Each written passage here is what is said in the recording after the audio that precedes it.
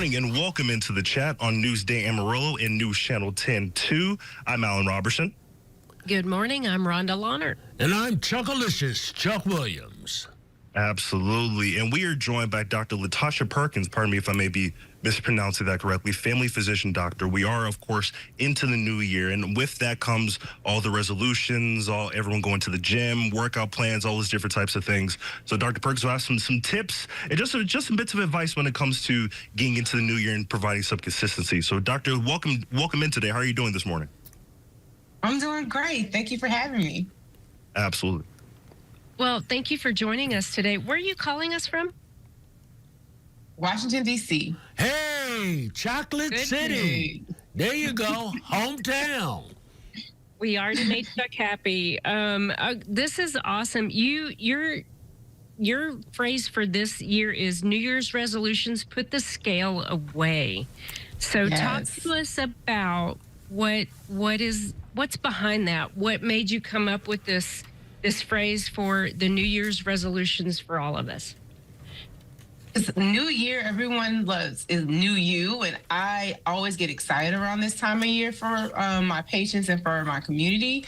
But want people to know that weight is not the only indicator of health. It's just a part of it, and so it's important for folks to know you can put away the scale, talk to your doctor about where you are health-wise. Exercise, drink plenty of water, sleep, focus on keeping your stress levels down. It's all a part of health, not just your weight. Dr. Perkins, give me some of the other markers of good health that we need to work towards besides weight. What else can we do? That's a great question. So measurements like your weight, your waist circumference is one, knowing if you have high blood pressure, if you have high cholesterol, if your blood sugar is normal.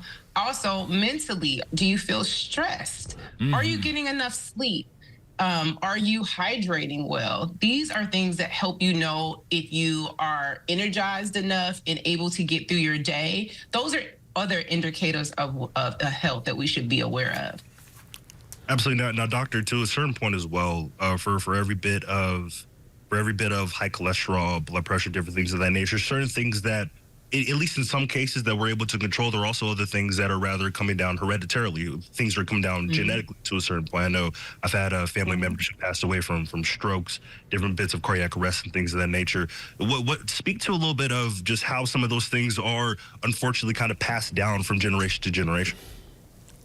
So this is where your family medicine doctor comes in, right? You're supposed to make sure you do that annual physical exam. I know folks try to stay away from the doctor, only go when you need something, but knowing that if you're healthy is important. So you go and see your family doctor, do your physical exam, we'll do, check your cholesterol, check your blood pressure, check your blood sugars, and then know where your baseline is. And we also collect information from your family history so we know what screenings are most important for you in addition to vaccines and, either colon cancer screening, pap smears, things like that. So based on your family history, it'll also indicate when those screenings need to be done. And so the first step for knowing what you need to do as far as your genetics and your family history is to go to your family medicine doc and get that annual physical. Now, one of the things that people talk about a lot is body mass indicator, BMI. And I have always been of the school of thought that that's really not a very accurate indicator of your health.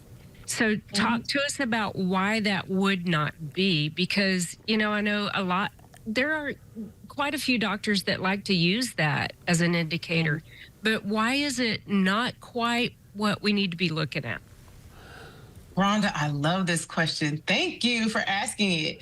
So BMI is one of our most accurate ways to assess where you are as far as obesity, overweight. However, it's an imperfect measure. It doesn't take into account the genetics that we just talked about. It doesn't take into account, your ethnicity, the demographic where you grew up, the level of stress that you're under. It doesn't take into account a lot of things. So it's the most accurate, the most inexpensive thing that we have. So that's why doctors like to use it.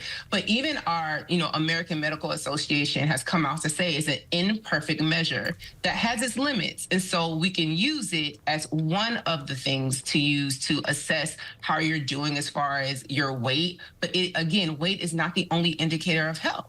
So it's just a part of it, but it's not the only indicator, and it should not be the sole thing that we use to measure if you're healthy.